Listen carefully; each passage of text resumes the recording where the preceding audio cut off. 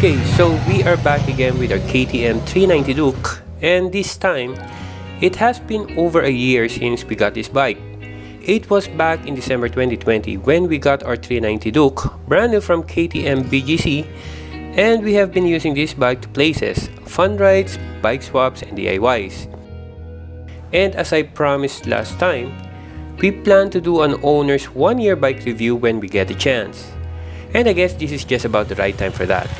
But before anything else, a little backstory. So I have been riding small bikes for many years until I decided to shift to a manual standard motorcycle back in 2019. So I got myself a brand new first generation Duke 200, thinking that the awesome power of the bike would be more than enough for me to get by. As you know, I came from a tiny bike with very little power to boast, so not much expectations. Little did I know that after only a matter of few months, the inadequacies of the 200 will drive me nuts and get myself convinced into getting a bigger bike, the 390 Duke. As you could see, I'm not really one you can call a certified experienced big biker. Just a regular dude with a very limited budget who was fortunate enough to get that chance of getting himself a bike that he can ride in the expressways. And I guess a lot of you can relate to my situation and see themselves in my shoes. But of all bikes, bakit nga ba 390 Duke? Well, the answer is quite simple. It is the most feature-packed motorcycle that is beginner-friendly at the most affordable price that you can get from a very reputable brand. The KTM 390 Duke is a pure example of what draws so many to the thrill of street motorcycling.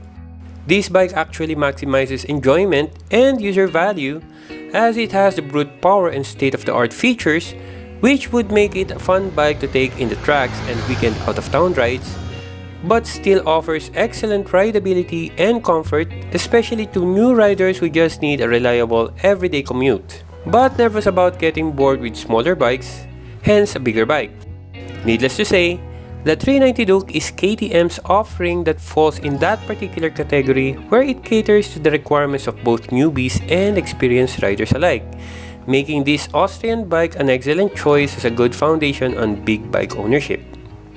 So in the 1 year that the bike was with me, let me go through with the highlights I found out about the KTM 390 Duke. The 390 Duke has got to be one with the most awesome acceleration among other bikes in the same 400cc segment. Malakas talaga ang hatak niya, walang biro. It has a great engine with more power than usual beginner big bikes, outclassing other bikes when it comes to giving you that gut-wrenching acceleration for one who dares to max the throttle.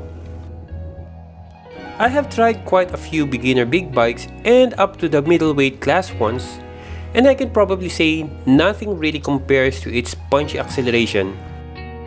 With a single-cylinder engine, you can expect more torque down low, and with an impressive power-to-weight ratio, with the bike churning out a respectable 44 horsepower, pushing the 148 kilograms lightweight bike, it's hard to believe that all that power is packed in a nimble ultra-lightweight bike.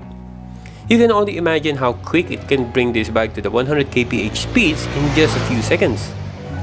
This makes this bike even more fun speeding up from stoplights and do occasional wheelies on the side.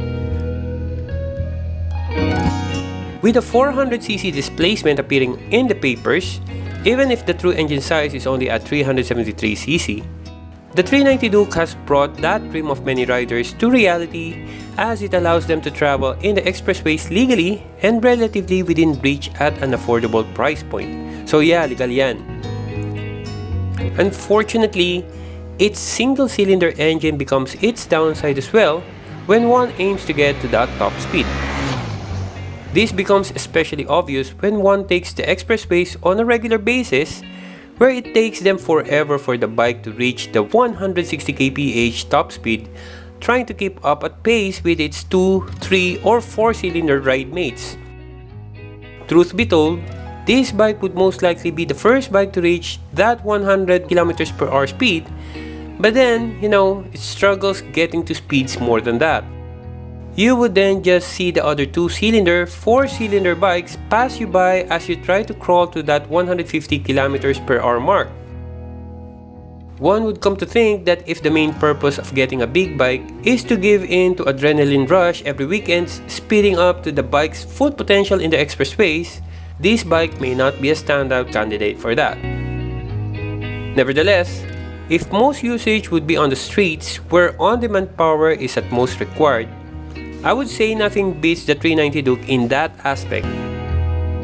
And in spite of all this power output, comes with outstanding fuel economy of about 28 kilometers to a liter. That is quite impressive for a big bike, where other big bikes would only fare at around 20 at a good day. Ever more reason why this bike can be a good candidate for an everyday bike.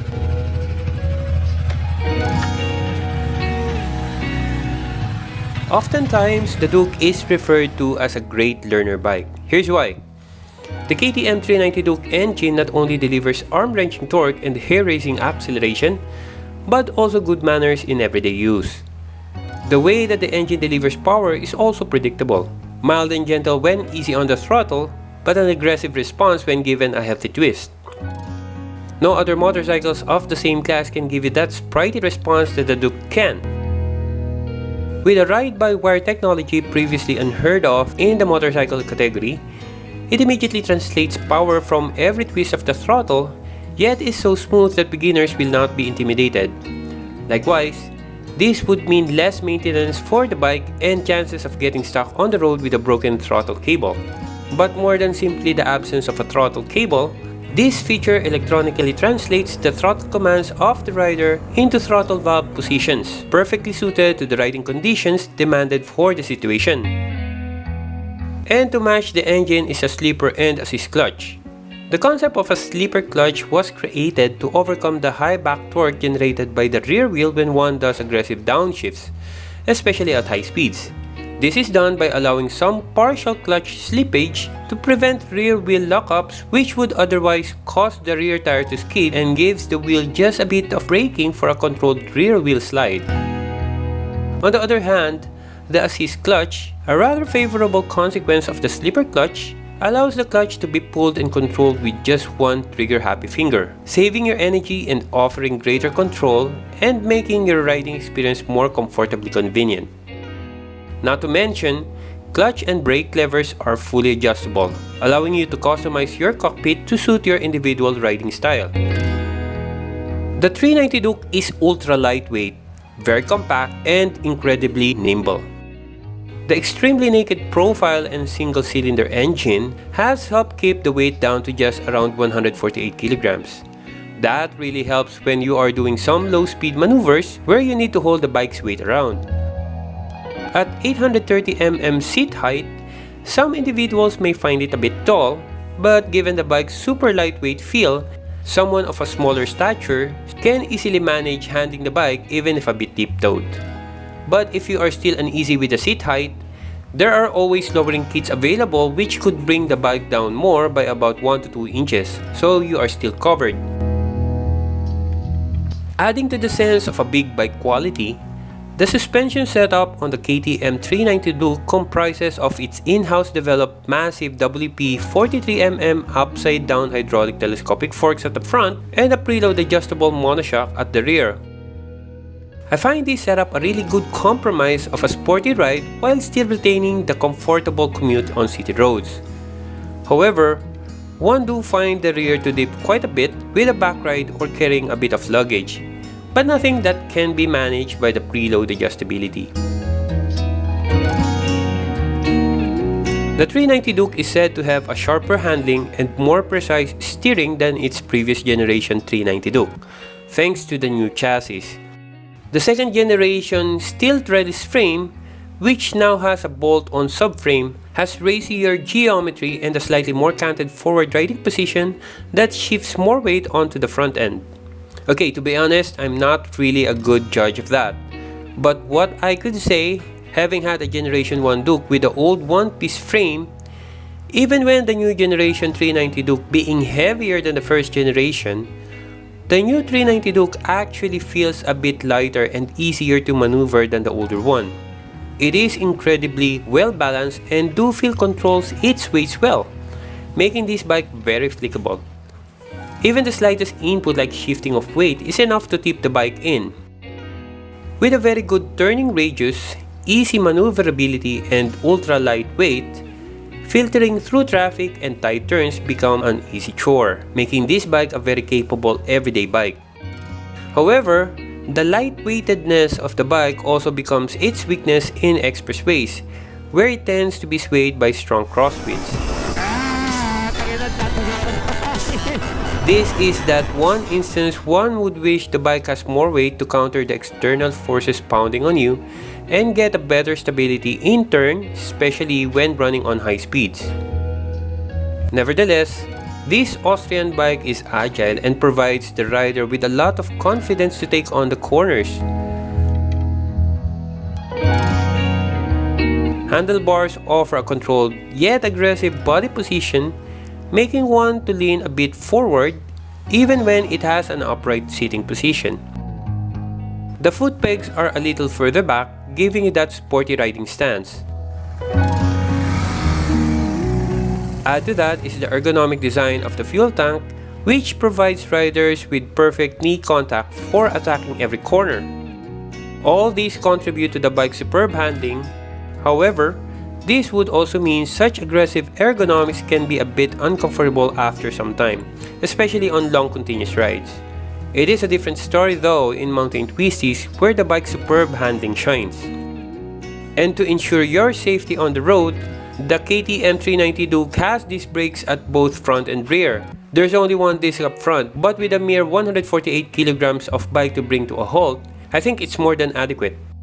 Also, the bike comes equipped with dual-channel ABS for enhanced braking capabilities. The ABS on the 390 Duke gets different modes, namely On and Supermoto, with only the rear being off for some power slides. To be honest, I haven't really tried the other modes. I prefer the safety of the ABS, but it is really nice to know we have options if we choose to be adventurous down the road. For all its superior performance attributes, the 390 Duke's best attribute is arguably its stunning design and style quotient. The 390 Duke continues with the same aggressive Street Fighter styling inspired by the bigger 1290 Super Duke R. The stunning bodywork, combined with KTM's custom paint and striking color combination, makes this bike completely unmissable on the roads. And unlike the last generation where half of the frame is visible, the new model shows off more with a fully exposed dual-tone treadless frame at the end. The rear has been slightly changed and most importantly, exposed to the viewers.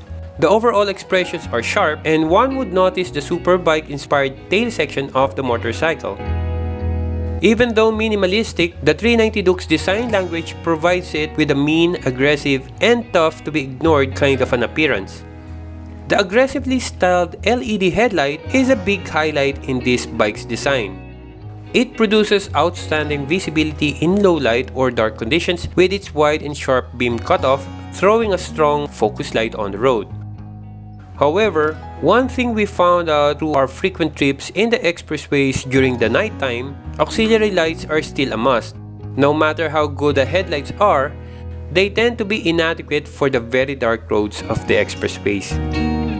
And while we've been smitten by KTM's design and ergonomics of the 390 Duke, with all the angles and sharp edges, yet somehow, one would wish that the bike have some bulk in size. While it looks stunning, of course, its diminutive size pales in comparison when placed side by side with the other big bikes of the same category, making some folks have second thoughts whether it is actually a big bike.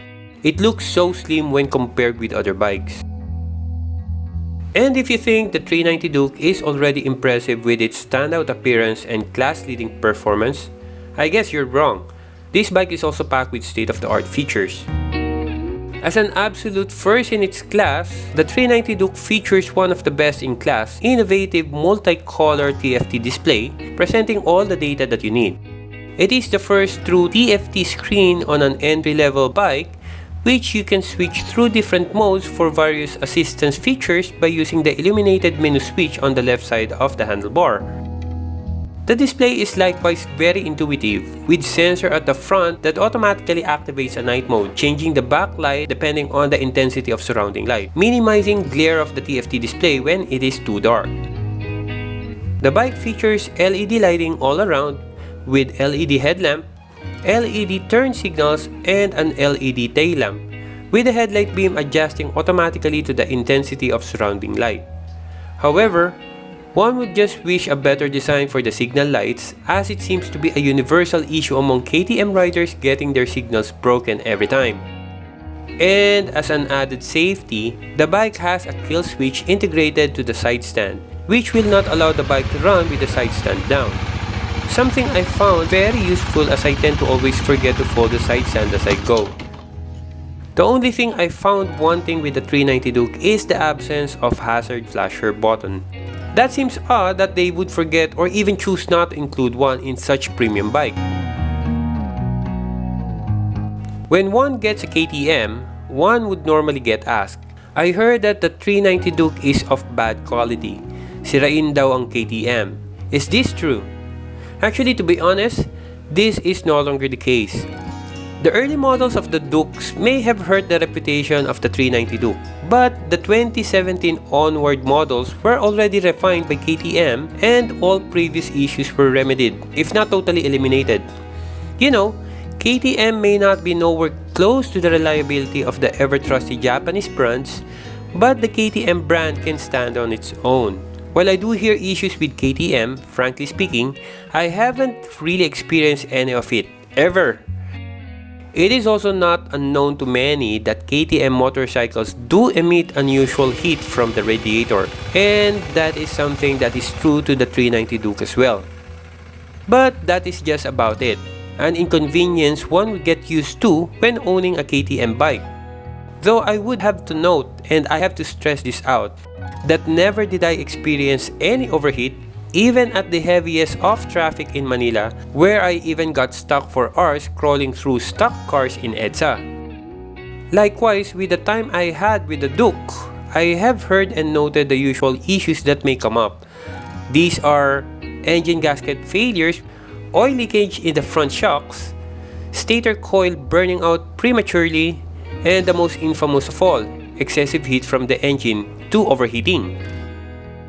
While true, yeah, KTM bikes have their own known issues, do note that all bikes, regardless how reliable they are, have their own associated issues as well.